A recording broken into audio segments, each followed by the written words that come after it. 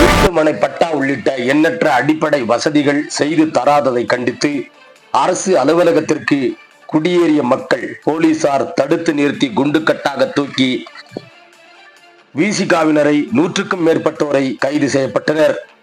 அங்கு நடந்தது என்ன இந்த தொகுப்பில் பார்க்கலாம்.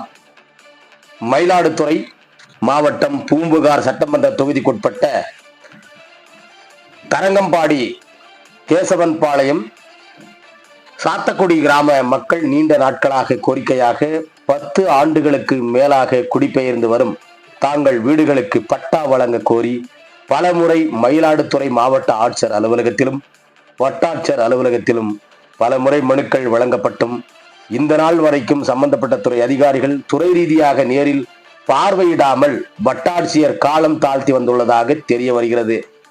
இந்த நிலையில் பொதுமக்களின் கோரிக்கைகளை ஏற்று உடனடியாக கையில் எடுத்த விடுதலை சிறுத்தைகள் கட்சியின் மாவட்ட செயலாளர் PR அன்பரசன் இவர் தலைமையில் சுமார் 1000க்கும் மேற்பட்ட விசிக பொறுப்பாளர்களும் தொண்டர்களும் மகளிரணி உள்ளிட்ட பொறுப்பாளர்களும் கிராமவாசிகளும் வட்டாட்சியர் அலுவலகம் குடியேறும் போராட்டத்தை நேற்று முன்தினம் காலை 10 மணி அளவில் துவங்கப்பட்டனர்.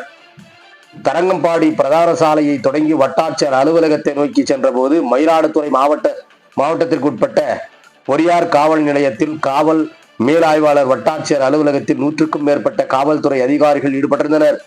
வட்டாட்சியர் அலுவலகத்திற்கு செல்ல முடியாத அளவிற்கு தடுப்பணை அமைத்து காவல்துறை பணியில் ஈடுபட்டிருந்தனர்.